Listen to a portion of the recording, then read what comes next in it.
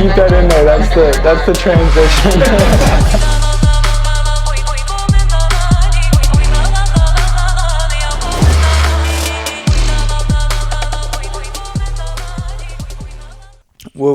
What was like the biggest change of having kids, like other than just like your heart living outside of your body?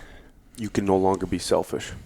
When you don't have kids, you can be as selfish as you want because it's a me program. Mm-hmm. But when you have kids and that you watch them blossom, it's your day-to-day decisions that helps them blossom. And it's for them. Now you're no longer living for you. You're living for them, but you have to be the best version of yourself. So there's this osmosis that happens within it, where it's like you're constantly working on yourself, and you're doing it so you can raise up these young, beautiful souls that are just growing and experiencing and learning along the way. It's the coolest thing to see little things that I am really good at. Like every year I was the spelling bee champ through 8th grade. Every single year I never lost a spelling bee in all the schools I went to. And now I'm seeing my daughter become obsessed with spelling. She's a little 4-year-old obsessed with writing. She's already reading.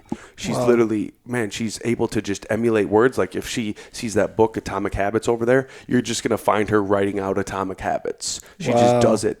And it's so cool to see my obsession kind of come through her.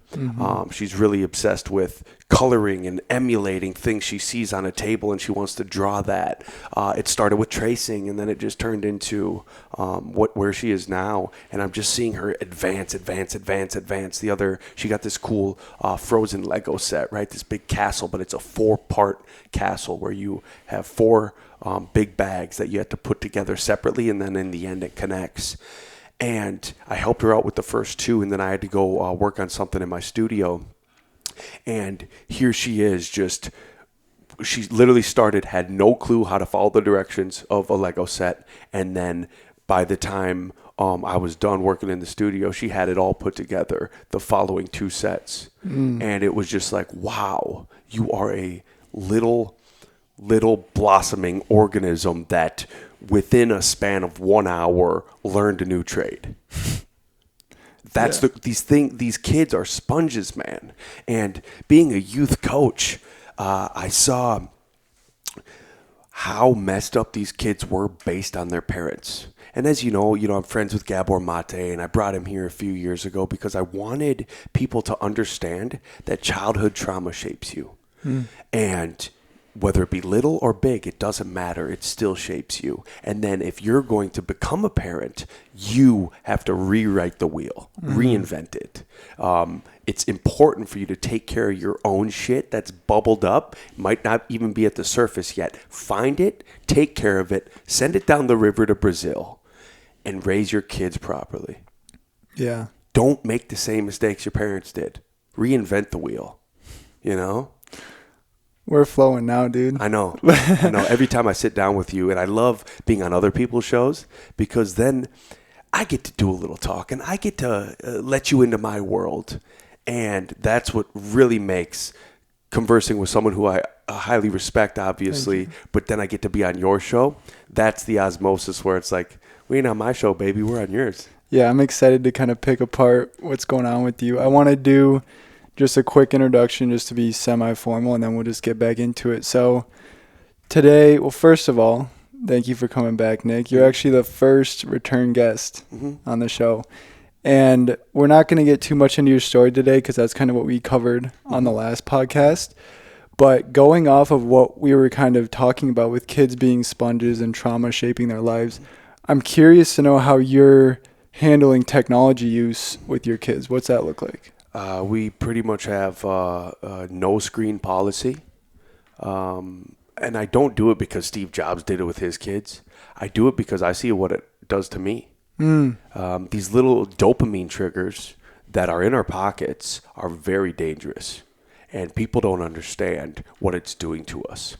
So there's all this talk about Neuralink, and you're going to end up as a cyborg, right? And these machines are going to be inside you. These machines have already been inside you.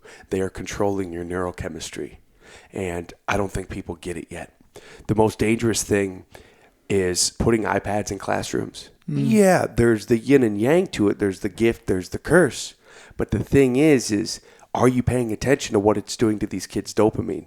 If you're uneducated about what it's doing to their dopamine, you shouldn't have them involved with iPads and screen time in schools.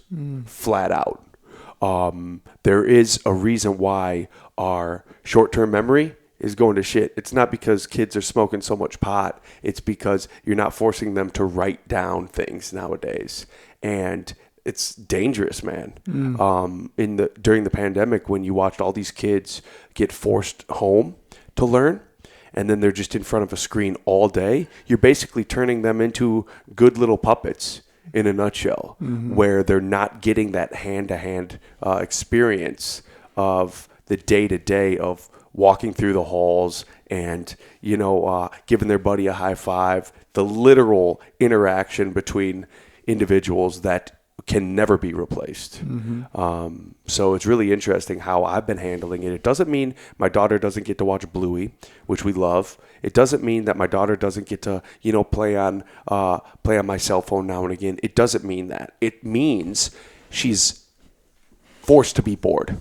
So when we go on road trips or we drive up to the cities, going to the Mall of America, I'm not shoving my phone in front of her that's going to pass the time for that hour and 15 minutes. Oh, no, baby. You get to be bored with me.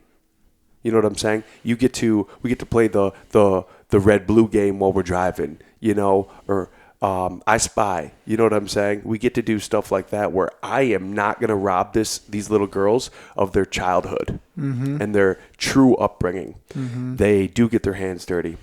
I do force them to go on hikes with me, even when they don't want to. No, and then they enjoy it because we make it an experience. And I see these young parents, because they're addicted to technology, which we all are, whether we'll admit it or not, they are robbing their kids of a true, genuine, hearty childhood by buying them an iPad they don't need. It's out of sight, out of mind, man. They don't know it exists if you don't show that it exists. You know what I'm saying? Yeah. It's very dangerous. I have buddies, and this isn't to throw anyone under the bus, but man, if you're creating an Instagram account for your 4-year-old son or your 5-year-old daughter, whatever, that's dangerous, man. So if you know me online, we have a no post policy with our kids. And that's because I see what these red bubbles are doing to grandparents, to people who are they're addicted to that red bubble, right? It's a dopamine drip every single time they get one. You're not going to use my kids for your dopamine addiction. You're not going to. I have control where I don't need to show off my kids to the world. I need to be the best version of myself for them. And using them for red bubble addiction is non-conducive to who I am and these little creatures that I've created.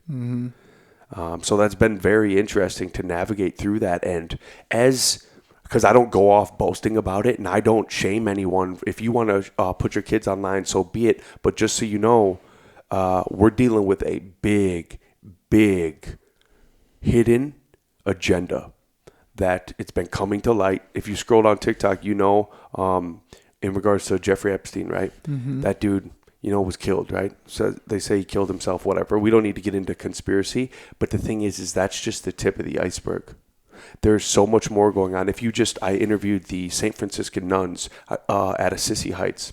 And they every year have an initiative, right? And they work with the Super Bowl Council and to stop sex trafficking, right? Every year you look at sex trafficking in whatever city the Super Bowl is in, it skyrockets. So the year that we had it here in Minnesota, they exposed how much Russian sex trafficking comes from Canada through the Great Lakes. And I just didn't know. I had no idea. How do you think they're getting to Chicago? It's just absolutely insane. They're using our Great Lakes against us. Wow. There is a battle going on. And if you want to keep exposing your kids to the world, just so you know, there's creepy people out there. And they have access to you because of this thing called the internet. And I don't think people are really registered in regards to what it really does. The internet is here to connect us. It also gives way for demonic people to operate. And that's not talked about enough in regards to young parents. Mm-hmm. It's beyond the dopamine addiction and that drip. It's be careful putting your kids online because the automation is happening. And augmented reality is a real thing where, man, you have no idea what these cats are doing with 3D technology and what they're able to do. God forbid you put a model of your kid online every single day, multiple times a day on multiple platforms. You've basically given the internet and creepy people a database of your fucking child. They don't register that. Mm-hmm. It is your one job to protect your kids. Mm-hmm. That is anti-protection if you're constantly putting them online. You are not protecting them. There's a reason why there's these crazy fucks in vans sitting outside Walmarts abducting women. It's happening in real time. Mm-hmm. You're either a part of the problem or you are the solution. There is no in between. And honestly, man, like I'm just doing my little bit and people are waking up to it. Dude, I listened to you, Nick, and thank you. I quit putting my kid online, dude. I went and scraped everything. It's bad enough people have freaking separate Instagram accounts for their fucking Labradoodle. You know what I'm saying? Like that alone is a Redbubble addiction. Your dog doesn't give a fuck if it gets likes on Instagram. You know what I'm saying? Right. Oh, I do it so I don't have to fill my normal feed up with my dog. Why are you putting your dog online anyways? Dopamine drips. Yeah. They're addicted. And I don't know, it's not my job to audit your life. It is what it is. You do what you do. But the thing is just so you know, you're playing yourself and you might not even realize it yet. Yeah. You know what I'm saying? This is extremely important to talk about. And it's interesting that this came up because this is actually a really hot topic for me personally right now. In the past, when I got back from Kenya like a week ago, I really started to realize like, holy fuck, I have this like ghost finger that just finds its way to Instagram or Twitter, and I'm just scrolling endlessly. And so I realized like, okay, this is a problem, so I'm just going to see what it's like to not use social media for a week. And a week in, my mental health is way better. I can think for myself a lot better. Things are more clear.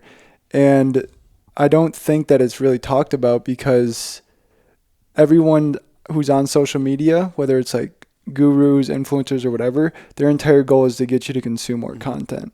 So until we actually like unplug and start thinking for ourselves, I don't think it's really going to allow us to see these different perspectives and be able to have these tough conversations. Like even the conversation about sex trafficking, I feel like that's not talked about because it's too uncomfortable for people. And I heard a quote once that said like a true king is someone who doesn't look away. So like just because it's uncomfortable, just because it's terrible and that it's hard to admit that other humans are doing it, that doesn't mean we shouldn't be having these conversations because it's real and it's affecting millions of people. So in terms of the solution to, let's just go down like the dopamine rabbit hole for a little bit. What do you feel like are some tactical things? I have some ideas, but I really want to hear what you're doing and some tactical avenues to go down to kind of recalibrate your mind and just reset these levels that have been destroyed for years. First off, admit you have a problem. The admission alone, it's the beginning of a recalibration. Okay? No matter what, we're dopamine freaks. We need it. It makes us feel good. Find good outlets. Now, it's going to be uncomfortable early on. It's so important to focus on what you're putting in your body. I quit watching World Star because World Star was becoming a part of me. It was making me more fearful. It was giving me angst. It was kind of like demonically possessing me in regards to I was more of a pessimist just because I consumed a couple scroll downs of World Star before I went to bed every night. Fill that void with good shit. And as you consistently, because you got to be consistent. You cannot go back to the well. It's the same thing with porn. Man, what porn does to your neurochemistry is beyond just looking for a release, right? A physical release. Oh boy, it goes deeper than that, because now, as you're scrolling through Instagram, what are you going to find yourself following more? You're going to start, the algorithm knows. So you're going to start following more beautiful people, more plasticized people, more people who are just not the real thing. And for a lot of men, out of your league, right? And then you start kind of getting this point of view of the world where that's what you expect. I'll never be good enough. That's what you expect. I'll never be good enough. And as you continue down that wormhole, the only way out of it is to shut off. Otherwise, you are going to be in for. That's why I feel bad for kids nowadays who didn't have to go find their uncle's Playboy stash up in the attic, and like you had to earn it, right? Nowadays, it's just so accessible, and that's dangerous. And we could go down that all we want, but the thing is like, I don't want to, clearly. But the thing is it's all about the recalibration and admitting you have a problem. So when you admit you have an addiction to the internet, the only way you can do it is, that's why I obsess over sauna therapy. That's why I obsess over, obviously playing pickleball. Pickleball is kind of like turned into my new, dopamine release. It's very fun, and I've scaled up quickly with that because I've grown obsessed with it to the point I built a facility. We can go down that road when we have time. But the thing is I have taken the things that used to be bad for me, and I've turned them on their head and made them my bitch, basically. So if you see me, I get paid by the internet, but I'm not enslaved to the internet. So what's that balance look like? How do you use the internet in a way that still doesn't, like, that benefits you but is not destroying you? You can't get to me. So I don't feed into any of the trending things. In regards to, it doesn't mean I don't follow and recreate trends in regards to like the way I edit things and stuff like that, because there is a proven method. But the thing is I used to think if LeBron said this, I've got to be the first one to provide my angle and outlook. If this happened in the world, if Kim Kardashian farted on camera, I got to talk about it. No. I am not enslaved to that trend. I'm just not going to do it. And I think people are waking up to that, where it's like social media used to be kind of giving an update of where you're going to be this Friday night and where we're all going to eventually be, right? And what's going on. And then it turned into opinions. And opinions are like assholes. Everyone's got one, right? So if everyone's got an opinion, there's a lot of people on this planet. There's a lot of fish floating in that sea. So I'll let that dead weight have it. I don't need to. If you're not providing value nowadays, one, I'm not consuming you, and two, if I'm not providing value, I'm probably not putting it out there. I have this rule: LOL, wow, or education. That's the only way you're going to get anything out of me nowadays. I'm either going to try to make you laugh or share something I find amusing. I'm going to blow your mind with the wow factor, or I am going to educate you. Mm-hmm. And that's pretty much what I abide by, because that's the only way that's the only type of content I want to consume, and it's the only thing I want to put out into the world. Nowadays, I'm not in the game of, I put myself in check so much, and society has put me in check so much. I don't have it in me to go to war anymore. I don't have it in me to get into debates. If I share something, it's because I know. So I don't need to debate you. Mm-hmm. One, I know who I am, and two, I know what I'm talking about. So you can't take that from me. And then it doesn't bring me into that dopamine wormhole where it's like, there are those people who are in an Adderall-infused rage all the time, and they always want to be having an issue with something. And I have this quote where if you go around looking to be offended, life won't disappoint. So if that's your pessimistic point of view, you're always on edge with the next thing that's around the corner, the boogeyman. Well, you're going to find the boogeyman. You're literally summoning him in. Mm-hmm. You're summoning in offensive material. You're summoning in just a disappointing life. And that ain't the way to live. I'm a dad, dude. I don't have time to walk through life disappointed. Now it's gotten to the point where when bullshit happens in my life, because it inevitably happens all the time, when it happens, I welcome it with open arms. Bring it on. What are you trying to tell me, universe? Let's do this thing. I can Rochambeau with the best of them. Kick me in the nuts, I'll just get right back up. Keep swinging. And that's when you have that, it's a flat out outlook. So when you have that outlook, life becomes an awesome journey because you know you're going to win in the end because your outlook is right where it needs to be. Mm-hmm. And you're not enslaved to the algorithm. Right. You know, I don't care. What do you think the place of short form content is? Short form's everything, but the thing is it's because people's attention spans have gotten so depleted. And nowadays it's my money and I want it now. Give me the goods right away. That's why I call it the 3-second rule. You know, and this has been being talked about quite a bit. You got to have your punch right there. Give me the goods. What are you going to be talking about? You know, and then the drop, and then we get into the education. Mm-hmm. So give me the goods right away. And it's because we're in this scrolling sphere, you know, people are addicted to the scroll. So what you're seeing is people are consuming podcasts. They might not ever download your podcast, but the thing is they still consume your podcast because of the short form content. So like the BFFs podcast with Dave Portnoy, right?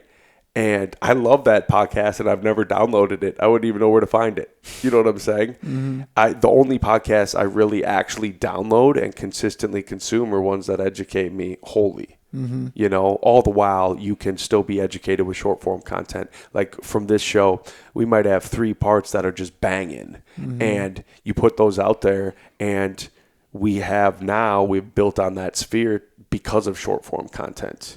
I truly believe short form content is building communities. We live in this meme verse, right?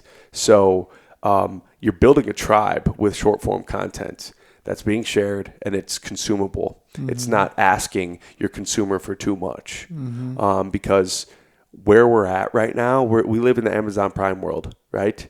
And I'm enslaved to it as well. I'll admit it. I'm an Amazon Prime whore. If it doesn't have that check mark, I'm probably not going to order it because I need it yesterday. We are so impatient. And, I mean, there's your answer right there. It's because human beings have grown so impatient. That's why I push boredom on my kids. Sit with that. Be bored. It's going to pay off in the long run because you're going to be able to win the marathon while all these other kids who grew up just screen whores, they're trying to sprint their way through life, and that isn't life. My grandpa taught me that, where this was a guy who would move like a turtle and was never in a rush. And within that, he never judged you. He didn't care. He loved you for you. We'll get there when we get there. I'm going to smoke this cigarette slow. I'm going to drink this coffee slow. I ain't got nowhere to be. Life keeps moving. I feel like I've touched that a few times, and it's so amazing when you can relax into that. I feel like we're always in a rush to be somewhere, but it's like, where are we going other than here right now? Yeah, we're on a rush to nowhere, really. Especially when if you've sat with a plant medicine, or you've just sat with yourself in deep meditation and you've continued that practice and stayed true to it, you get to the point where you realize God is in the void. The journey is everything. That's why I build so much stuff, because I love the process, man. I love waking up in the morning and having to put out fires. It sucks, don't get me wrong, but what am I in this for? To build character. I am in this to not make the same mistakes I made yesterday. And there are cats who are walking around knocking on the door of a house you no longer live in. That motherfucker burned down. I don't know why you're knocking on a phantom door. I don't live there anymore. That's what people try to do to everyone all the time. Because the internet exists, they refuse to forget anything and move on. They're still living in the past. Whether it be, you see it just like with society as a whole, whether it be past presidents, whether it be the Kardashian family, whether it be who they were hooking up with, whether it be whatever was trending. For instance, Will Smith, right? He smacked Chris Rock. Immediately, because I read Will Smith's book and I grew up on The Fresh Prince, I knew he had a severe lapse in judgment. Clearly, right? What did it do for Will Smith? It was God-given. It showed him, don't ever do that again. Was it scummy? Yeah, of course. But is Chris Rock going to tour off that closing bit for the next 2 fucking years? Absolutely. Chris Rock actually has the first ever live streamed comedy special coming up in March on Netflix. Shout out to that slap. You know what I'm saying? Yeah. The phoenix rises from the ashes. Accept that fact. Understand that fact. Live with that fact. You know what I'm saying? Sink it in. Understand where, damn, I'm going through a real shitty time. Shit just ain't jiving. But the thing is if I keep my faith high, my hopes high, motherfucker, I'm unstoppable. Be undeniable. And you start with your mindset. If you have an undeniable mindset, ain't shit gonna waver you. The bullshit comes regardless, whether you're in the dumps or you're higher than a kite, spiritually. Soak it in. It's a necessary part of the process. For so long, especially after I got out of college, I thought there would be this point where I could just escape pain, escape uncertainty. Like there'd just be this point where I'd have no problems. But then after being in the dumps for so long, I realized, and getting out of it, I realized it was the dumps themselves that actually allow you to grow. Like they almost become your ally, because without it, then you don't ever develop and grow. It's like the forging of the sword. You need that friction. And I think it's really refreshing to be able to viscerally and somatically feel that lesson, because then you just like know pain, uncertainty, they're pretty much guaranteed aspects of life. And then you can alchemize that into developing into, your authentic expression. And to take not a slight pivot, but we texted about this yesterday. A lot has happened since me and you had last podcasted together. That was even before you did the Mark Rebier concert. So just kind of catch people a little bit up to speed on like what you've been doing. And then kind of also after that, how the world is transformed and kind of what you see the state of the world as. Yeah, so we spoke. I threw a bomb festival, like 7,000 person festival last year. Blew socks off. We had a great time. Made some money. I parlayed that into building out a pickleball facility, sports simulator bar, restaurant. Also built out another restaurant at the same time, like an insane person, and launched those. And obviously during all that, since we spoke, I had my second child, and she's, pushing 2 years old. And I just really just kept diving deep. I started investing in a ayahuasca retreat center down in Peru at my maestro since 2015, Maestro Don Alberto. He was building his own facility on his land, and we helped him out, and they eventually finished it. And, I've been bringing people. I've created a pipeline to bring people down there. And I've been successfully bringing people down there for the last couple of years. And that has just really, it's filled up my cup even more, to the point, like, I love handing out opportunities like Oprah does cars. And I think over the last year and a half, that's probably been the coolest thing, is being able to literally just point and hand somebody an opportunity. And I don't talk about it. I'm not the type of person to go expose that, because I believe in karma. I believe that we should do good because it's the right thing to do, not so we can talk about it. You know what I'm saying? So I've just been doing a lot of that. I've been doing a lot of just really cool things with really cool people, and taking my time with announcing them. I have honed in on, over the last year and a half, on who the fuck I really am. It's not this guy who needs to expose himself and be boisterous all the time. It's not that guy. I realized that was a facade, which is why you probably, if I'm sharing anything like I talked about before, it's things that interest me or work I'm doing where it needs to be shared now. I've been doing a lot of content strategy and a lot of building out of content for companies and for myself, my own companies, mainly, because that's my role. I love to create. So I've been creating a lot. I've been diving deep into who the hell I am, and I've just been shutting up and doing the work, really. Mm-hmm. And then disappearing a little bit, going to Peru a couple times a year. Started 2021 in Colombia, getting a lot of medicine in me, staying true to who the fuck I am, and having fun while I do it, Mm-hmm. So yeah, and then like where I feel we're going, something told me to basically just not care what other people think. I used to be so insecure where I would say I don't care what other people think, but motherfucker, you're lying to yourself, right? Just the fact you have to say that, right? Now it's gotten to the point where I just genuinely know that fact. I do not care, partially because I'm a dad. I'll walk around with my dad bod exposed, not giving a shit whether I'm outside, inside, doesn't matter. It just is what it is. Hi, Gladys. Enjoy the show. You know what I'm saying? I have lost that insecure side of me. It just doesn't exist anymore. And because it's a monster, man. Insecurity, the reason people share their thoughts online is because they're deeply insecure. It's what they want. They didn't get enough hugs growing up. Please give me more, give me more, give me more. I'm so insecure. I need you. And they won't say it like that. I need your attention. Please, please, please give it to me. We all have that inside of us.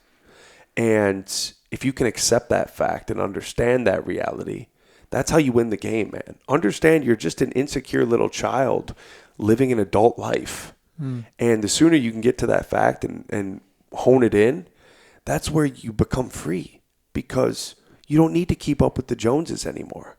Nothing matters. And then you get to do cool shit.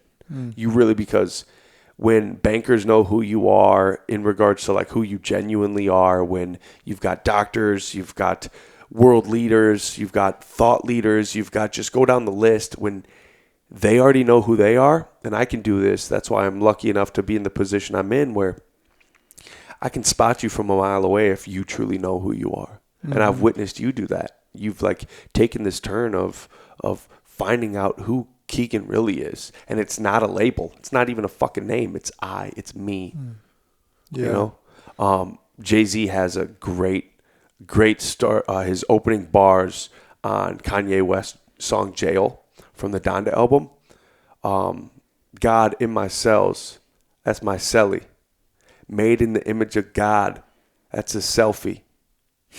Talk about a guy who knows who the fuck he is.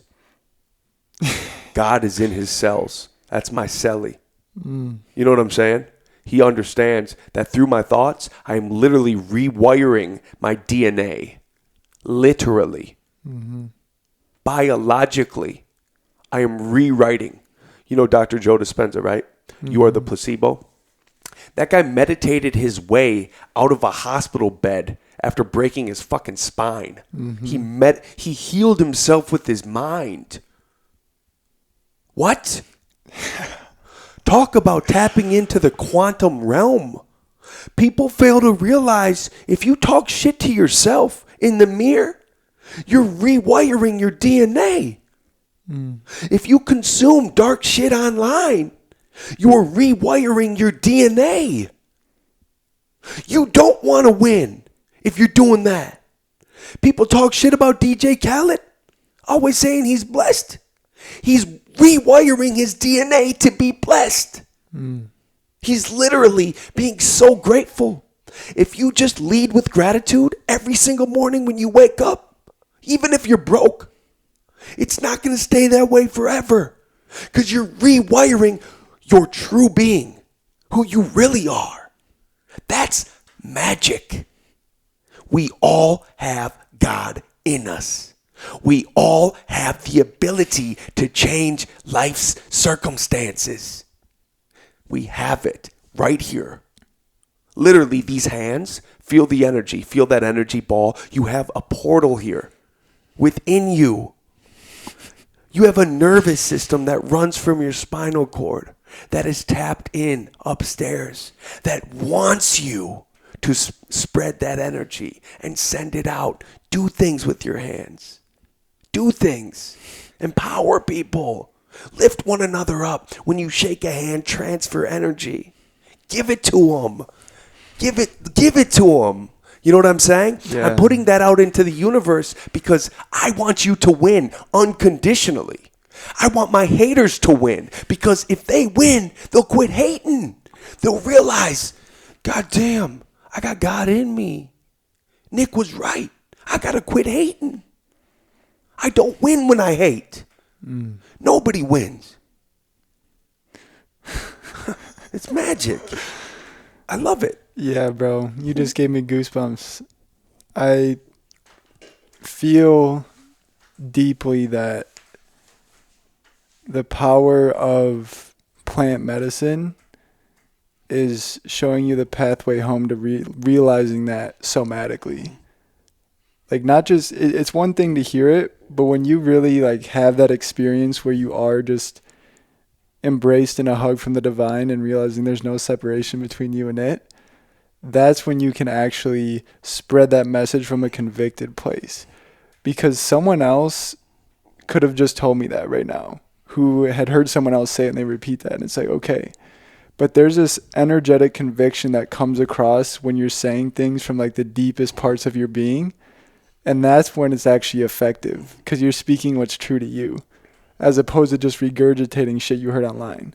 Which is great, because those are seeds that might plant for you that allow you to, you know, all right, I do want to go out in the jungle and experience this. But there's something about the direct experience of God that completely alters the trajectory of your life. And I think that is what we need right now more than ever. Where does thought come from? It comes from a place greater than me. I better tap into that source. And we started talking about this. You got to take care of your body, right? You got to take care of your vessel.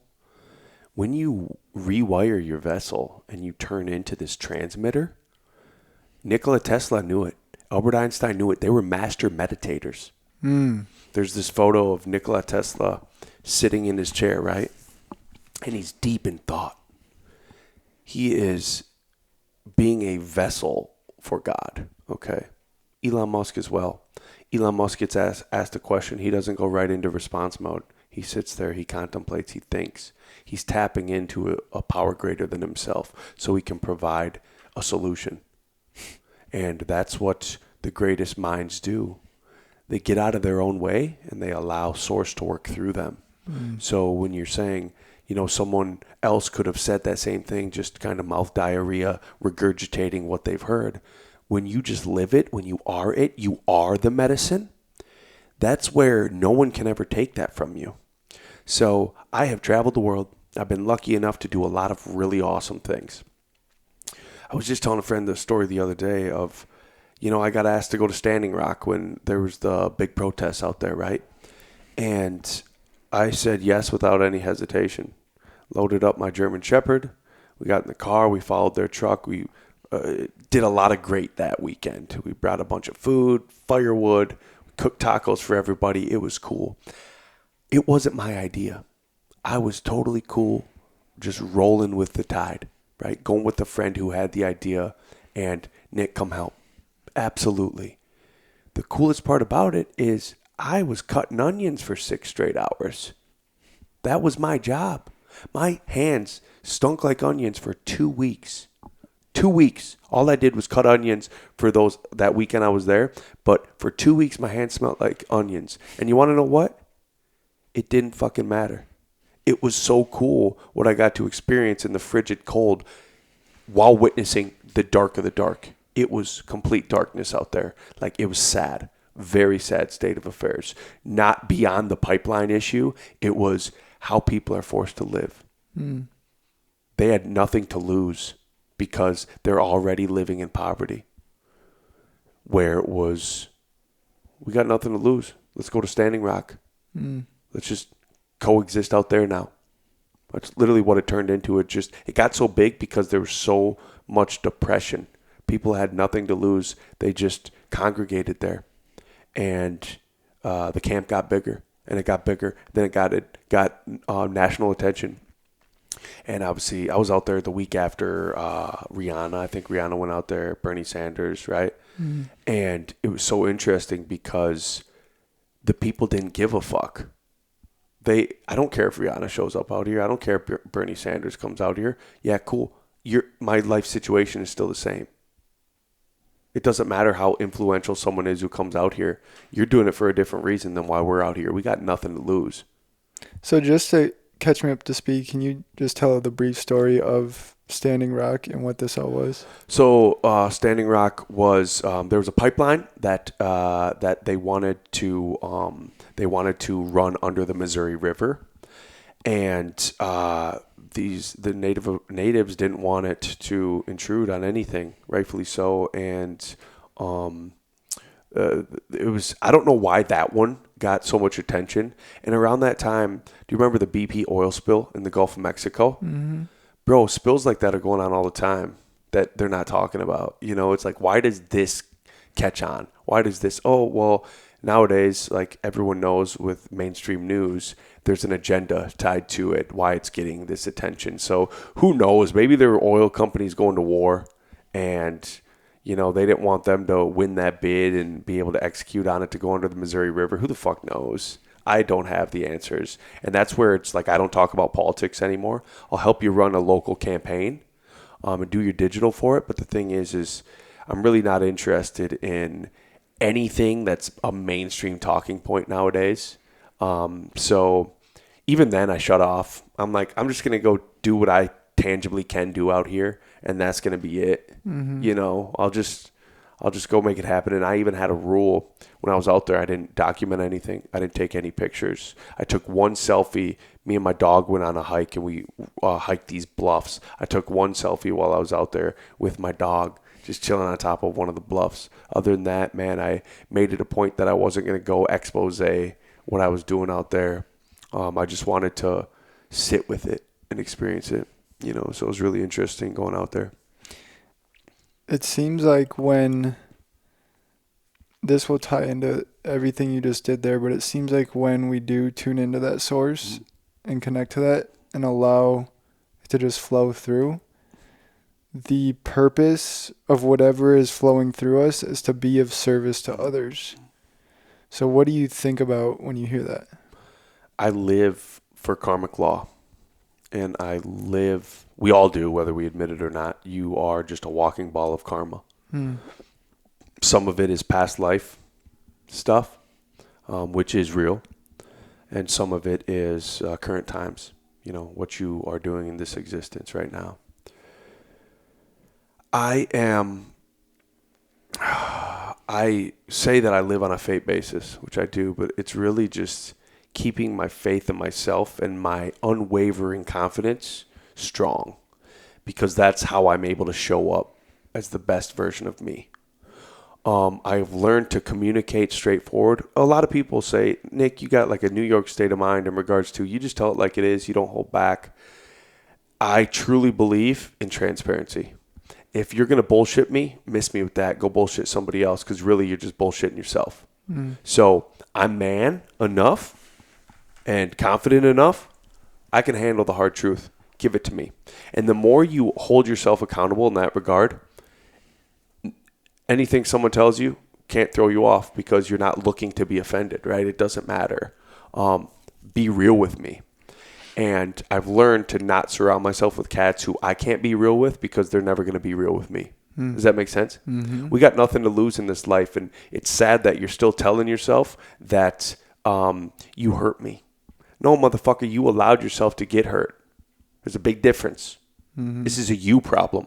Don't put it on me because I'm your boss and I had to be real with you one time, because guess what? I lead with love, and it's called tough love. I do not enable a soul. I'm not here to enable anybody. So I hold people accountable in my circle, and that's so I can be a better version of me at all times, because we are the collective. So who you surround yourself with, that's who you become, man. That's just the reality of it. If you don't know that yet, you better get familiar, because that's just the reality of life, Jack. Losers hang out with losers. Winners hang out with winners. That's the long and the short of it. So protecting your energy is A1. I got cats who, like they'll like get off collar and they think shit's sweet, and they think that they can talk to you a certain way. You fail to realize, bro, like you ain't even worth my response. You don't get it. There has been times where I've given into it, but the thing is I've grown so much, especially over the last couple of years, where that's your own problem. You don't get to take up rent-free space in my motherfucking head. It's not your privilege. I protect me. I don't know if I answered your question. Sorry. Well, what I love about talking to you is I just have to kind of throw a little baseball up and you'll just hit it any direction. That's all you got to do. It's awesome, bro. I'm Derek Jeter. I won't always hit a home run, but motherfucker, I'm getting on base. Hell yeah. I wanted to ask you about, because this question came up and I forgot to ask it when you were describing kind of your parenting style. And I wanted to know your thoughts on where you see the next iteration of living, say, in the next 10 to 50 years. The parents that are empowering their kids right now are creating future leaders, while unfortunately the mass majority are creating drones. So because our biochemistry and neurochemistry has been hacked, that's where you have to be careful with shoving screens in front of your kids' faces, because they're either going to be the employed or the employer. That's the long and the short of it. We are always going to live in a value-based society. It might be a different currency, but we're always going to live in a value-based society. I don't know if it's going to be digital. I don't know if we're going to go back to gold. I don't know. But what I can tell you is that these parents don't understand. They're not creating future thought leaders. You get my drift? There's no tough love to be had. It's a whole bunch of enablement. Take this screen, go drone out. There's no thinking involved in that. So how can you be a thought leader if you're not having any of your own thoughts? Exactly. Yeah. There's you're going to start seeing the genuine side of human beings and the unique quirks of human beings are going to go to the wayside. If you, I love Pink Floyd, right? And in the movie The Wall, they have these kids basically on an assembly line, just on a belt. They're just going, we don't need no education. They all had the same faces. They're wearing the same thing. They're fucking drones, right? That's what's happening right now. It's been happening for decades. It's just some escape the matrix. So kids are being programmed, whether you want to admit it or not. It's because the parents have been programmed, and the parents are allowing their kids to be programmed because they don't know that they're programmed. You get my drift? So they're unable to get outside of the looking glass, and they fail to realize, like, they'll never pull the curtain up on The Wizard of Oz because they don't even know they're programmed. That's a dangerous place to be, because, like I was saying, the first step is admission, but you got to become aware first. You know what I'm saying? You need to become aware that, oh my God, I've been programmed and I need to escape this. So many people, when the schools didn't know what to do during the pandemic, so many people were kind of on the verge. They were kind of waking up like, oh man, I got to get my kids out of public education. I got to start giving them some tangible educating for their own good, because society, man, if you're just kind of like throwing your kids into the mix and crossing your fingers and not being a proactive parent, ooh, you're in a tough place. That's why I'm very, very picky with how much time my kids get to spend with certain people, certain adults. You get my drift? I'm here to protect them. Yeah. Because my kids are not going to be programmed the way, say, your kids might be programmed.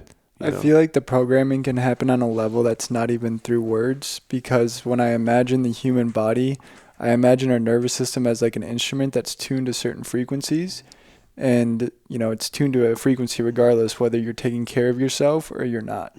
And with kids being sponges and their nervous system being so sensitive, part of me, and I don't know if this has ever been confirmed, but like I feel like even if you have someone who's just say hasn't worked through their own shit, is deeply traumatized, still living out through unhelpful programs, and that's imprinted on their nervous system. Them holding a child, like the child is almost like picking up on that frequency and like through osmosis bringing it into their nervous system. So I feel like it's important on that level to even have your nervous system attuned to a certain point when you're holding your child. So you're not just passing these programs onto them just by even holding them. Bill Burr has this great bit regarding watching football with his dog. Okay, screaming at the Patriots game, just yelling at the TV, and then his dog's like, "Yeah, Dad, I don't know what you're mad about, or I don't know what we're gonna go attack, but yeah, let's go get him, And then next thing he knows, the dog's chasing a fucking neighbor, biting him. Right? He's imprinting that into his dog, right? And you see it play out where it's like, I had to tell my wife one time, we had just had our first child, and our dog would like zigzag in front of the stroller when we're on our walks, and it would piss her off so much, and she would yell at Eisen, but she's really yelling at our little baby. And it's like, listen, babe, don't be yelling at our dog through our child, because you're imprinting that into our child, and your child doesn't know left from right. They're just a little baby, right? Obviously, she doesn't do that anymore. She's grown, and it's not to like throw her under the bus. That's just an example of it. I read in this meditation book, this was years ago, and I use this as an example. They told a story in this book, and imagine you're at home, you and your girlfriend, you have someone coming over, a friend, right? And they come in and they sit on your couch, and they pick up your throw pillow on your couch, and they are just rattling off how terrible their day was. And they're holding this pillow, and they are just telling you how much they hate their boss and nothing goes their way, very pessimistic mindset. They just rail it. And then 15 minutes later, after doing this, they get up, they set the pillow down, right? They go home. 10 minutes later, your other friend comes over, and they've just been having a fabulous day. The stars aligned for them. They just got a new promotion. Everything's fallen into place for them. They sit down on your couch, right? They grab that same pillow, and they start telling the story of how their day has just gone so well, but the energy in that pillow just takes over because it was imprinted, and something goes awry, and they start questioning, was my day even very good? That energy stays. It's why houses get haunted. This was another example they used, because trauma is energy. Okay, so if someone gets murdered in a house, that energy stays. That's what it is. Energy has mass. It collects like dust in a room. So until you realize that we're dealing with a quantum realm, not just this physical here, you can actually begin to change the world. It's why nuns, they use this as an example, it's why nuns give out pillows to cancer patients with little messages on them, positive affirmations on them, because the energy is stored in that pillow. Isn't that crazy? That's fucking wild.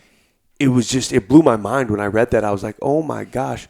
Have you ever walked into a room where this dude hates himself, probably beats his wife, just a flat out scumbag, and you roll in, right? And I had to quit surrounding myself with people like this, where it's like, dude, you were just a fucking bad vibe all the time. I might have had the greatest day ever, but just being around you, even if you think you're in a positive mood, motherfucker, you were just always putting off negative energy. You're always complaining about something. Get off the internet.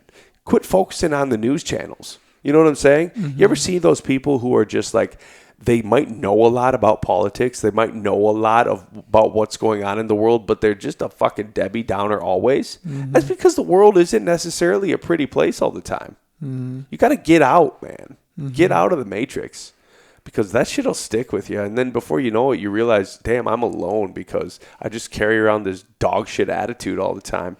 No wonder motherfuckers don't want to pick up my phone calls. No wonder people just don't want to send me Christmas cards. You know what I'm saying? No wonder I haven't been invited to a wedding in 4 years. Maybe that's because you're complaining about it, motherfucker. Put yourself out there. Go be a positive vibrational entity. Go to a yoga class and hug everyone there and be like, you know what? Give everyone a compliment. Be like, I'm doing this just to raise the vibration. Yeah. You know, all I want to do, man, and this is just me currently where I'm at, is I don't have time for motherfuckers who are trying to bring anyone down. I don't have time to listen to you gossip about somebody. I don't have the time, man. It does no one any service. Go talk to that person. Mm-hmm. Literally. Oh, you got a problem? You got a beef? Go talk to them. Mm-hmm. Go figure it out. That way it's not going to consume you. You know what I'm saying? Yeah. So that's where I'm at nowadays. It's just leave me the fuck alone. Have you read The More Beautiful World Our Hearts Know Is Possible by Charles Eisenstein? No, but I want to. I'll give it to you. It's up there. Okay. So the whole premise of the book, and I'm not going to spoil it, it's super deep. There's a lot of depth. There's a lot to chew on. But he talks about this concept that we all can feel in our hearts that there is a version of this life that exists, and we can see little glimpses of it.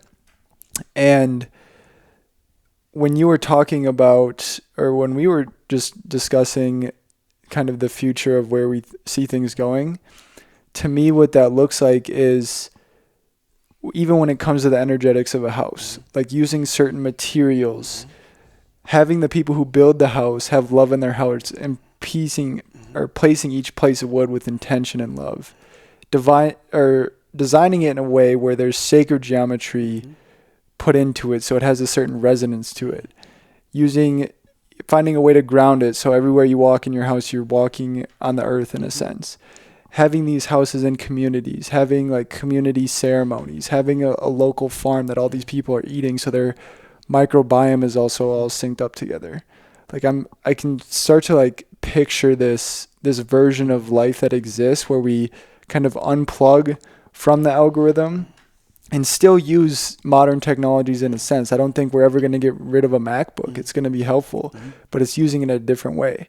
So what do you think about all that? How do you see that coming to light? What are your thoughts on that? I don't know if you're in my head, but the irony of you bringing that up, I just took a feng shui certification course this past summer. And immediately, one of my friends, very successful woman out of Manhattan.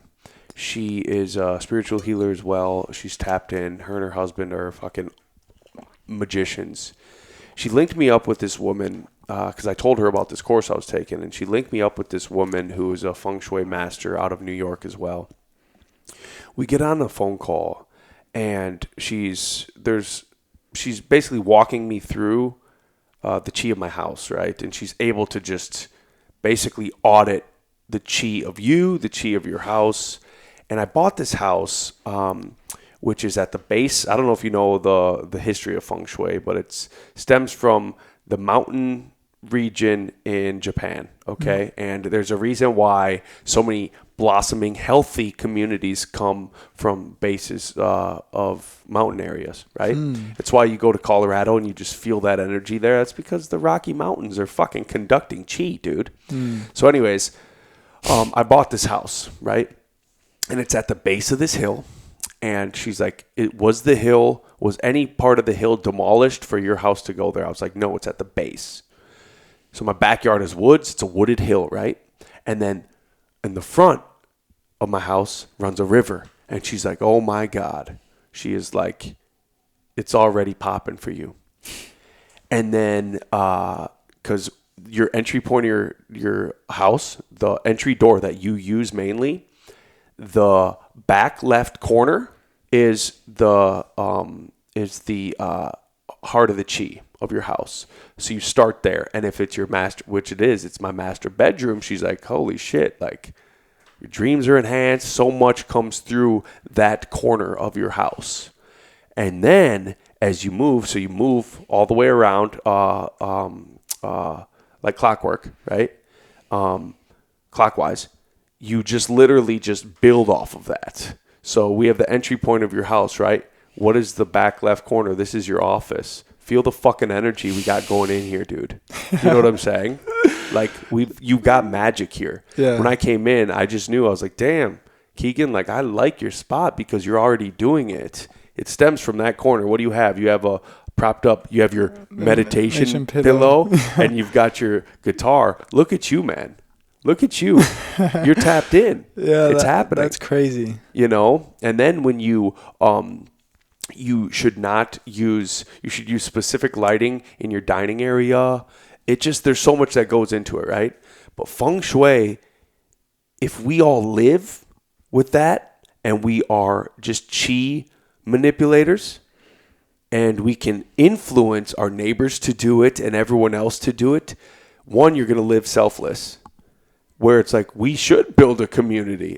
We don't have to call it a cult or a commune, but my buddy, my partner at Revitalize, Gary Harbo, right? He's the founder of Monomycelium.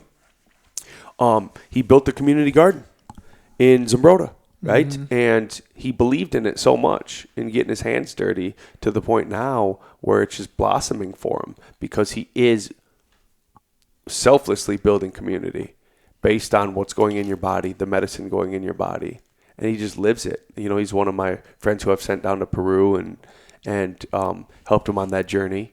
Did his branding for Monomycelium and it's epic. I actually saw those mushrooms at the co-op the other day. Of course, absolutely. It's popping for him because he's put in the work. He lives the chi. You know what I'm saying?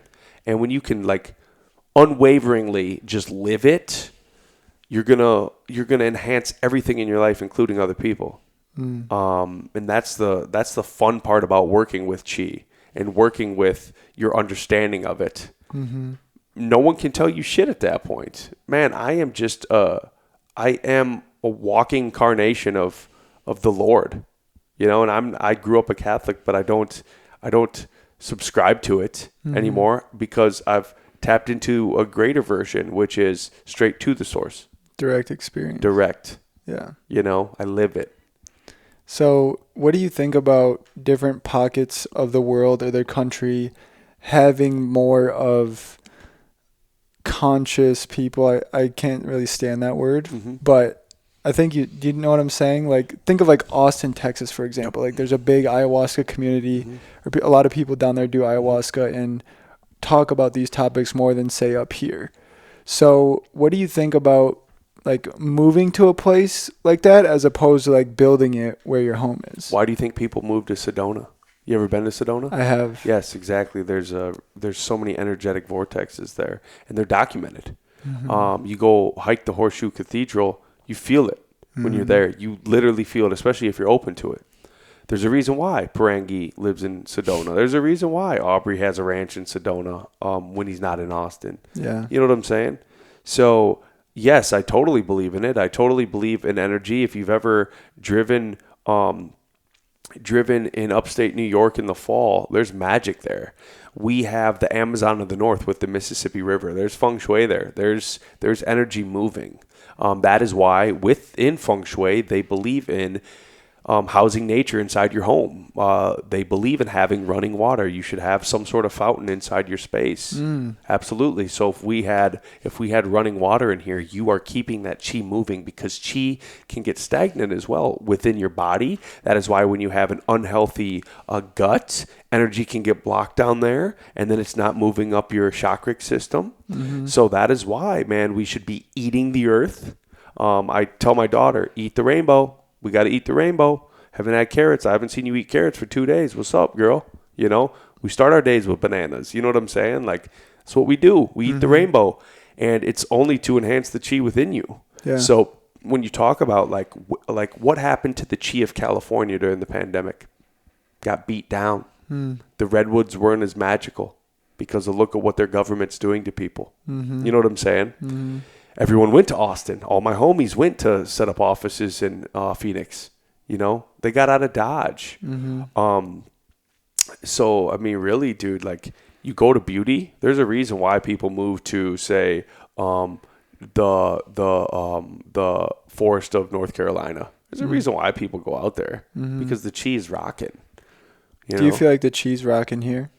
Well, it's interesting you say that because we have literally the saddest city on the planet we have the top hospital on the planet, but people come here because they're dealing with the most dire circumstances a human being could ever be put through. Right. Sad people flood this city.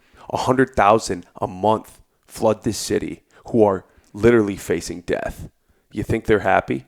Mm-mm. Exactly. So, no, this place is not the happiest. So why do you choose to live here as opposed to some other place, say, like Sedona or Austin, where there is sort of this more chi that's starting to percolate up? One, I can make change here. Two, I can make substantial change here. But who knows, man? This is also why I travel to South America multiple times a year. I got to recalibrate myself so I can come back here and be a vessel of light. Otherwise, I get ran through the ringer too. You know, I'm an imperfect being. So this place does affect me. It really does. But the thing is due to the work I've done on myself, it doesn't affect me as much as it once did. You know, when I was a younger adult. But yeah, man, this place I talk about this quite a bit with people who understand. This is arguably the saddest city known to man. I mean, it sucks to have to say that this is the place I live. You know, trying to fight the good fight. Because, you know, like I stated, this is where people come to die or get told the worst news they've ever heard. Right. Yeah, I bounce that back and forth because I have family here. And family's one of the most important things in the world. And it's like, how do you juggle that with like being by your family while also part of me wants to, you know, go live in the jungle of Costa Rica. Because I feel the best when I'm in tropical environments. I found that out about myself. But that's something I struggle with is like, how do you juggle that? I personally have plans I will have a house probably down in Arizona, if not a condo. One, because I love it there. Two, because that's just how I'm guiding my life. I am trying to be a globalist. I don't mean like to join the fucking Illuminati and be a part of a banking family.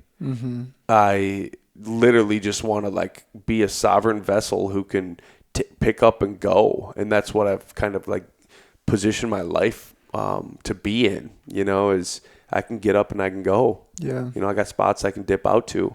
And I do it for a recalibration. Yeah. That's why for the longest time I would call it off the grid August.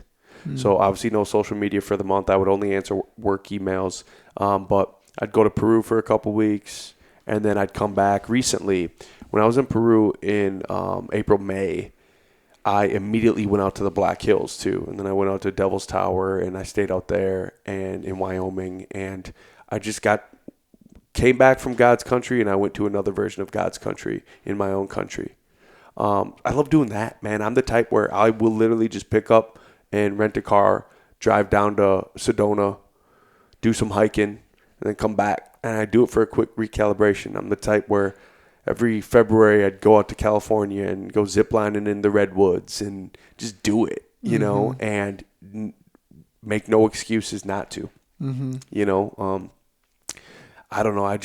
People who get tied down to a specific area, you got to be very careful because they will end up bitter. You know, well, humans by nature are nomadic. So it's almost like this innate desire that we have to kind of bounce around like that. And I have a very similar desire, especially after being in Kenya for 3 weeks. I come back here, I'm like, okay, it's nice to be back home, but it's like, where am I going next? Actually, next week I get to go to Mexico. Oh, really? Very blessed. Yeah, work trip taking us out there. So there's something about bouncing around like that. It feels fucking good, dude. And once you get that inertia rolling, and you feel the benefits of just what it's doing for you spiritually, there's no going back. Yeah. You know, you don't want to get stagnant. Just like the chi, man. You got to keep that running water. Got to keep it moving. Objects in motion stay in motion. And if you're filled with electrons. If you're going to be a vibrational being, do not get stagnant.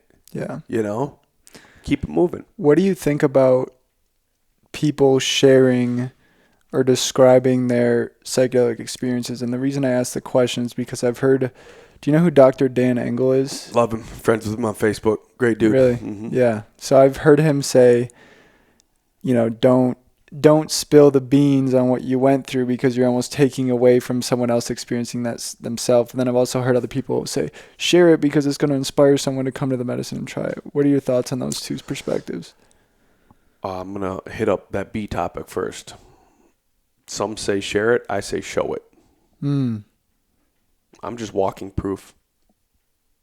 I used to divulge and think my unique experience needs to be shared. Nah, it's your experience. You might think that what I say,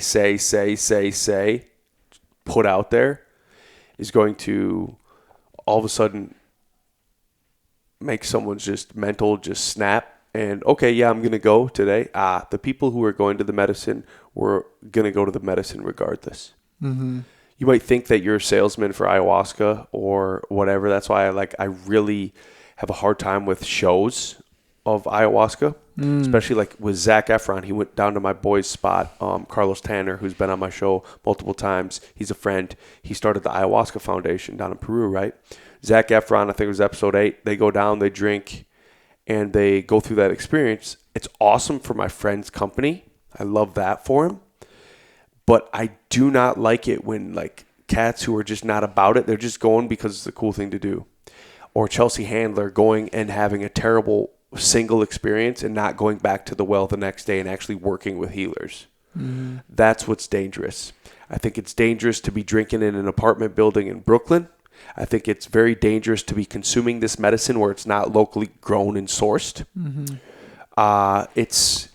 It's a gift and a curse because people are not necessarily working with the medicine. They're doing it because it's a cool thing to fucking do. Yeah. And that's where I have a very hard time with it. Because on the flip side, I know people need to get this medicine in them. But the thing is if you can't trust the practitioner or the facilitator, where you can't wholeheartedly 100% trust them, you're putting yourself in a very sketchy position. Mm-hmm. I saw this with Sonoran Toad. My friends who were being trained by the same guy that Vice did a documentary on. And that guy was a fucking creep, and he was doing devil's work. And he was non-conducive to a healthy environment and setting. And it showed when they were being trained by him. Thankfully, they went the good route, he went the bad route, and got basically ran out of the community. Okay? But it wasn't after Vice exposed this dude.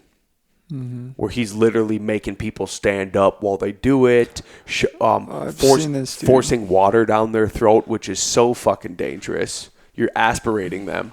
Right.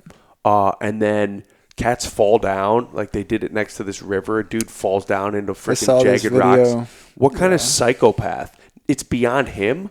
You're filming this, then you're throwing it out there. That's not going to give a good message to this powerful medicine that comes from a sacred toad. Yeah. You know what I'm saying?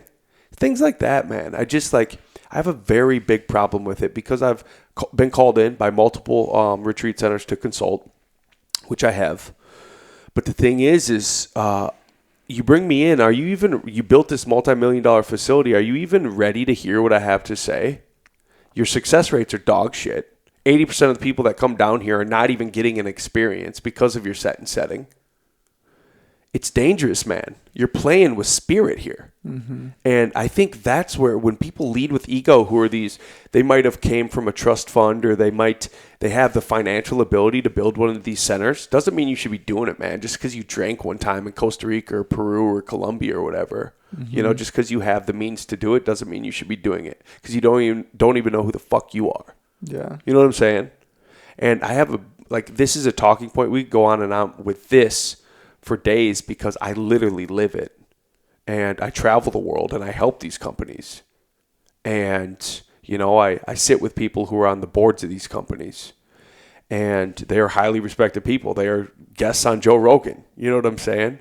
And we talk about it. And recently, Dennis McKenna hit up my partner at Casa, my boy Matt. And he's like, Matt, I got to give you props because you guys are doing it the right way. And mind you, Dennis sits on boards of ayahuasca retreat centers that ain't doing it the right way. And he's on it because obviously he pays his bills and stuff like that and he gets to get medicine in him. but it doesn't mean that they'll even take his consultation. Yeah. You know what I'm saying? So it's a slippery slope within that industry in itself. Yeah, it does seem that like integrating capitalism into medicine is a tough road to walk. There's a fine line because one, when you go to these fucking downtrodden cities, jungle cities like Aikidos, right? They got beat up by the pandemic. It's beyond their government and what's going on right now. They got beat up, so it's a very sad state of affairs. So they need the tourism. They rely on the tourism for ayahuasca and people coming down to the Amazon jungle. They rely on it. But on the flip side, you have these capitalists who oftentimes are gringos from the United States who go down there, they meet a healer, and then they think, okay, I'm going to build this retreat center. We're going to start flying people down here, which they do. And then they don't find out who the fuck they are. And they start cutting throats, and they really start demeaning the medicine, and they're demeaning the practitioners. I watch that happen. And it's gotten gross because, like cats like Aubrey are still having this dude on his fucking show after I warned Aubrey. And I told him, I was like, be careful, man. There's snakes in the grass. But he's still having him on his show. Just recently. Mm-hmm. And this is a guy who has tried to go through spiritual warfare with Maestro Alberto, but Maestro Alberto's got the trees. He's got the trees behind him. Mm-hmm. And when I was there last July, Maestro just opened up. It was me and Matt, and we were just kind of sitting in ceremonies together. It was a small group, right? And Maestro, that's where he's way more comfortable and able to divulge, right? And he told us what happened and what really goes on there. And it's fucking capitalism, man. It's literally like these guys are doing it for the wrong reasons. Mm-hmm. And they're coming through and they'll talk a good game and they'll get very vulnerable people to take the bait, but they fail to realize that source wins in the end. Mm-hmm. Karma wins in the end. Mm-hmm. No matter what. Karma is undefeated. And when you stay true and you continue to know who you are, that's where you're going to win regardless. I remember the first time I met Graham Hancock. It was actually Dennis McKenna put together a conference with him up at the University of Minnesota.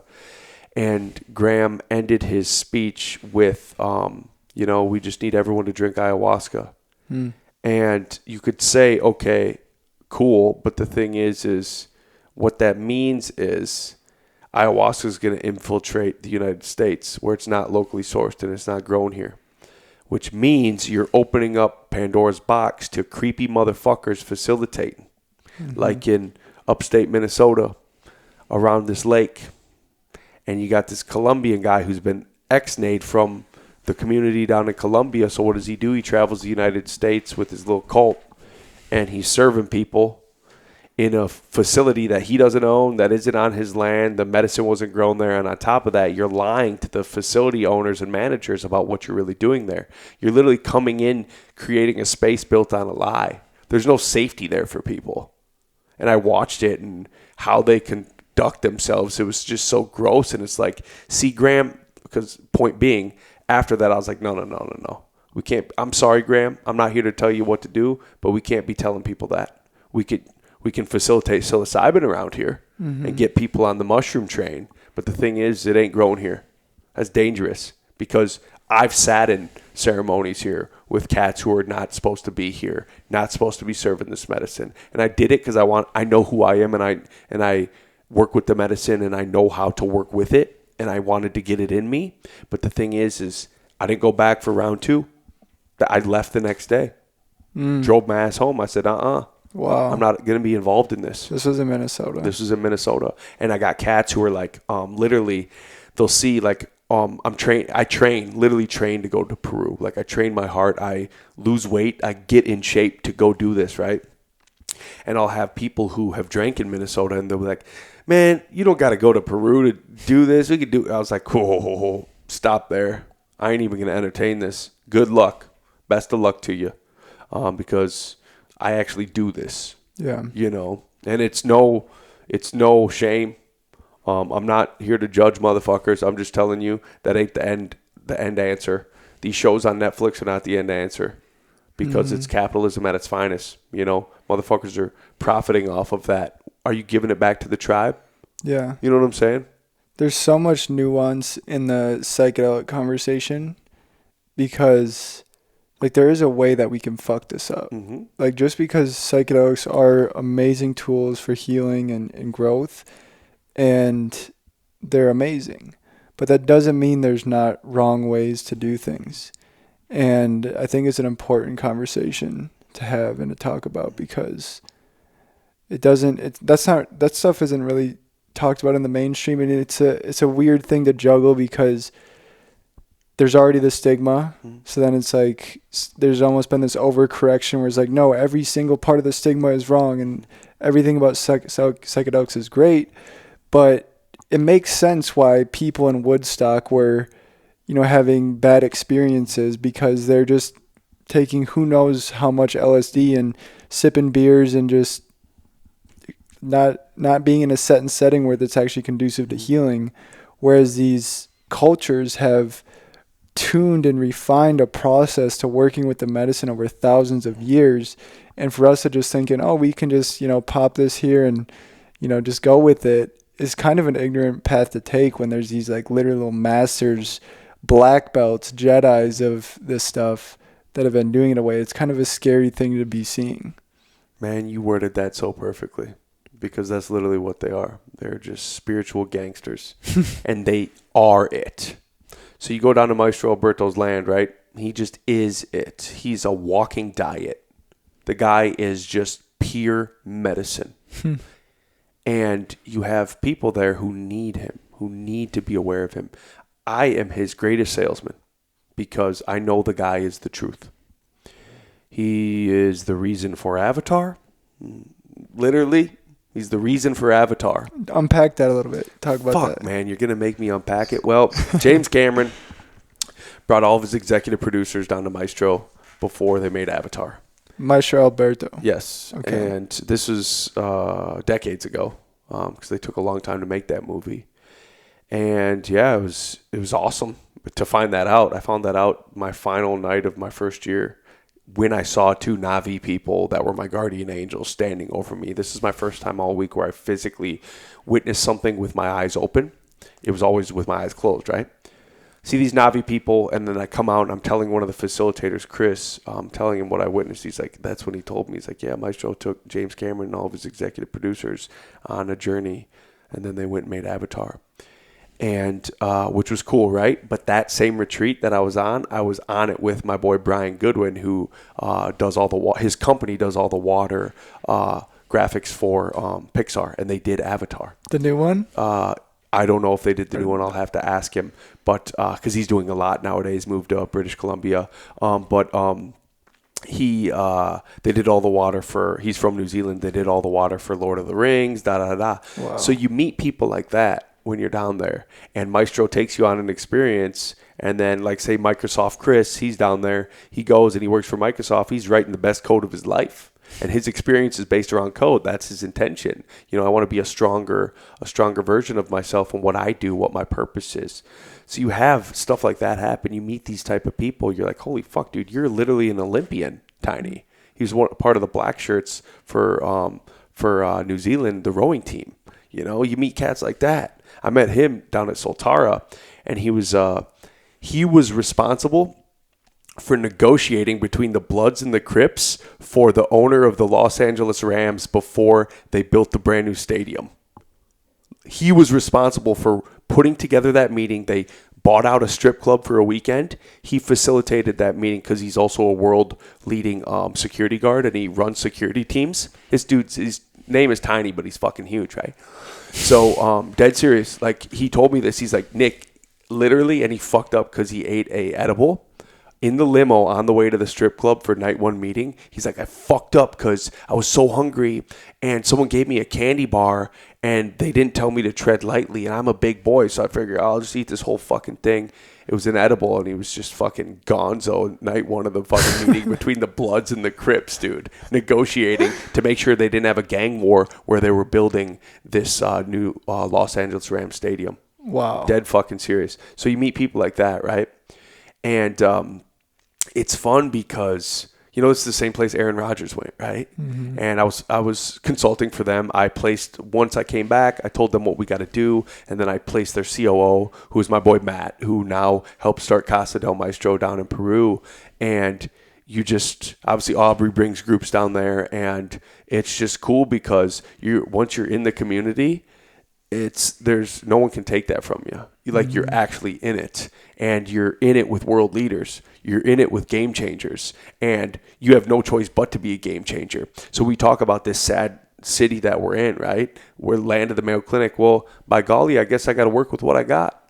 Maybe I'm here for God's purpose. Maybe I'm here for a higher reason to instill in my children that they're going to be world changers. They are going to rewrite the way we look at Western medicine. It's going to happen. Mm-hmm. You know what I'm saying? I'm excited because anytime there's ashes, there's an opportunity for a phoenix to start flapping its wings. Mm-hmm. You know what I'm saying? And that's an outlook thing. Look at it like that. Mm-hmm. But I really need people to quit trying to monetize psychedelics. I can understand you want to talk about them, you want to push the culture along, but like you said, it's a slippery slope. It can get real ugly real fast, especially when you put control of it in the hands of people who have never consumed it. Mm-hmm. So when you have politicians dictating what I can do with my fucking psyche, that's when you know they're doing the devil's work. Mm-hmm. There's no reason they should be dictating what I can do with my fucking mind, body, and spirit. Right. Not one bit. Right. You know, and I will fight for that. So, it's all love, baby. Dude, thank you. Of course. I want to ask you a couple questions to wrap up. Okay. If you had to say 3 books that you gift the most, what are those books? Well, easily, The War of Art. It is fat free. It's just straight to the point. Fighting resistance, getting through it, and then tapping into your muse. Now that you've gotten through resistance, you're now tapped in. You're now a vessel. You are that Nikola Tesla meditating in his chair, right? Mm-hmm. War of Art for sure. I love this. It's a harder read, 48 Laws of Power. And one I've actually been talking about quite a bit that the War of Art plays off of is The Art of War. So every single day you're going to war with something. You're definitely going to war with yourself, which is where the War of Art comes into battle resistance, right? But the thing is when you understand the 48 Laws of Power and you understand like how to beat your enemy, and you know every single day I'm waking up, whether it be I'm going to war with something today, it might not always be someone or an entity. You're going to war with something. There's a way to expose it. So say you're going to war with the devil, which is in you, right? Love that motherfucker. And it might start the day as a beefy, brawny Satan, but if you love it and you love it and you love it, it ends the day as just a little twinkle. Just a little baby, just a little twinkle. You know what I'm saying? Mm-hmm. So when I gift these books, I gift them for a specific reason because I want you to win the fucking war. Mm-hmm. I'd rather be a warrior in a garden than a gardener in a war. Mm-hmm. Don't piss on my fucking parade. You know what I'm saying? Mm-hmm. I do not want to go to war with you, especially with gardeners. You know what I'm saying? Yeah. Motherfucker, like, we are here for a limited amount of time.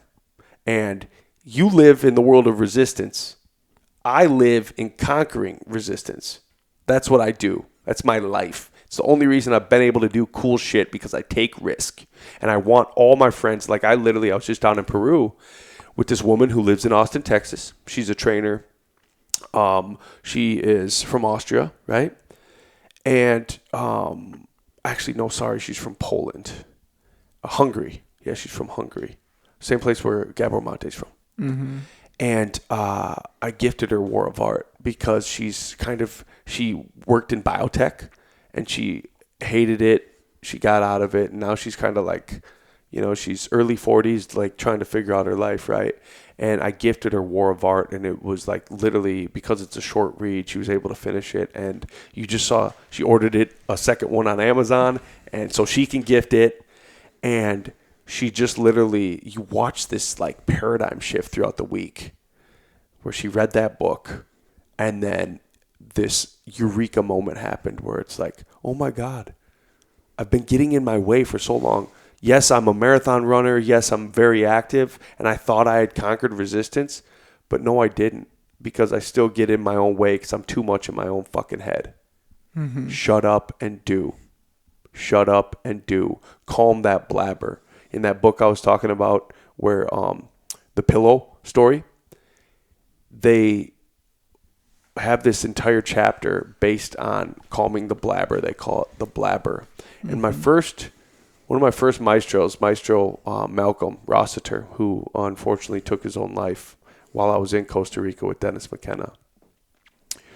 He had this awesome saying in regards to sending your blabber, sending your ADD, sending it on a mission and telling it can't come back. You're not allowed to come back till you bring me back a solution to a problem I have. That's when you can return to me. And by golly, if that wasn't some of the most sound advice I've ever received. Because when you can send that motherfucker on a mission and you have intent behind it, it's going to come back with the answer. It might come through your dreams.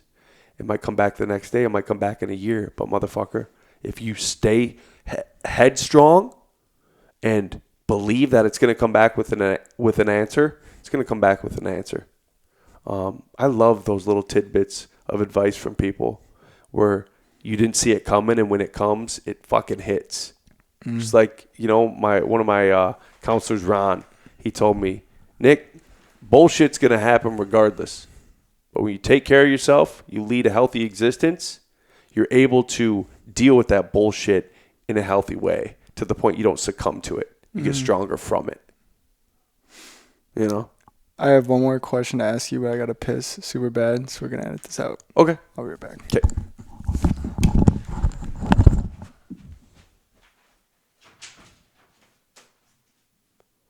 Do do do do do do do do do do do do.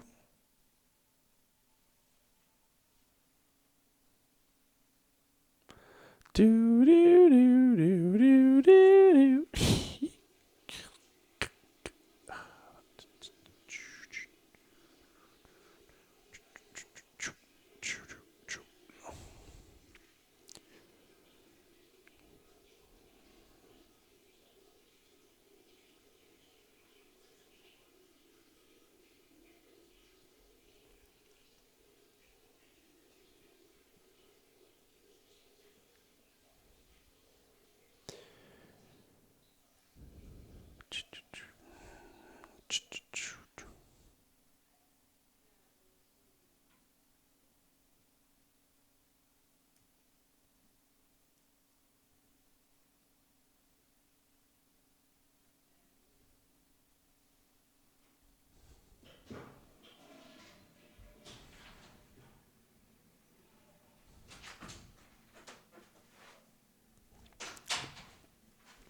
Hello from the other side. I'm Mr. God. Big Adele fan. I love Adele. She's the songbird of a generation. So the last question I wanted to ask you is, what 3 core skills do you wish you would have developed earlier? Ooh, that is a phenomenal question. Damn, you should have prompted me with that one, dog. Core skills. Okay. One would be genuine self-empowerment. Like genuine. Not egotistical self-empowerment where you're basically lying to yourself. Genuine self-empowerment. That would have kept me out of so many shitty situations, issues in life, go down the list, right? Because with genuine self-empowerment, nothing can phase you. You're not insecure. You are operating at a way higher wavelength because you are just, you know who you are, right? Which I don't think the kids that do have that early on, do they really have it? You know, you kind of got to earn that over time, you know. But genuine self-empowerment for sure. And I wish, like, even getting through my teens, I wish I would have just like tapped into it early in my 20s. You know, obviously that's hindsight, but the thing is it would have helped me out a lot for sure. But I did tap into it when I was 27, and because I knew I'm either going to die this year or I'm going to live this year. And that's when I started flying to Peru and, you know, got my first passport and started tapping it, got my first ever LLC. You know, I was personally empowering myself, right? Another one would be self-love. Man, I tell you what, like, people, they're just walking around, they're innate self-sabotageurs, you know, where they don't really love themselves. And it shows in insecurity. It shows in keeping up with the Joneses. It shows in many fashions. But self-love would be number 2. And I want that to be instilled in my kids. You know, love yourself. You are perfect the way you are. You're going to make mistakes, and you're going to learn from them. And that is the journey. You're supposed to make mistakes, fail and fail often. And probably 3 would be like, understanding that failures don't break me, they make me. You know, that would probably be the 3rd one, because I've made so many mistakes in my life, dude. So many. And some of them, like, it took a while where I had to, like, forgive myself. You know, and that forgiving yourself falls in self-love. But that's honestly, man, like, being okay with failure and, like, not hanging your head and calling yourself a loser, but, like, say, we learned. And every single time we fail and we admit that we failed, you actually just won. Isn't that crazy? You actually won. You might have lost something. You might have, like, had a catastrophe even. But the thing is when you can admit that you failed, you win. That's a crazy oxymoron. You know, I've never really thought of it like that until now, but you actually win when you admit you fail. You know? It's a hard thing to do, but we all fail. My mom always said, like, life is about mistakes, because that's the only way we learn. Well, actually, I take that back. I don't think that's the only way we learn, but it's an important way to learn. But I'm going to have you back on again at some point. You're the best, dude. We have to. I love you, man. I love you too, man. We just jive out, you know, and that's the cool thing about talking with people, where you can just be yourself. You don't have to put on a cloak. That's where you find God. You know, there's God in something greater than yourself. I came here, I ain't gonna lie, dude. I went to the gym before I came here, and I hit up the steam room. And normally I am not a groovy dude when I get out of the steam room, where I'm just sucked dry, you know, and drink my electrolytes and da-da-da-da-da. I came here thinking I was not going to be a good guest today. Like, I was, like, innately like, damn, I don't know if I'm going to give him my all today. But the thing is when I sit down with you and we really get going, there ain't no motherfucking stopping me, you know, because we are in your feng shui village you've built here. And look at the chi you got going, man. You've got wood, which is nature. You've got plant, which is nature. Is that a real plant? It is. Okay, you got a real plant. Look at that. You got wood and stones. You got a real plant here. You've already doing it, and you got your sage over there. The only thing you're missing, bro, is a flowing a little waterfall in the corner or something. And actually, that would be fucking perfect. Figure out a way to fasten a waterfall over there, just a little one. That'd be epic. And I think that's next. Yeah. You have it, man. It's going. I love your space. Thank you so much for having me. It's an honor, man. You already know I'm one call away. You ever need anything, I got you. So. Hell yeah, brother. Hell yeah. Thank you. Yes, sir.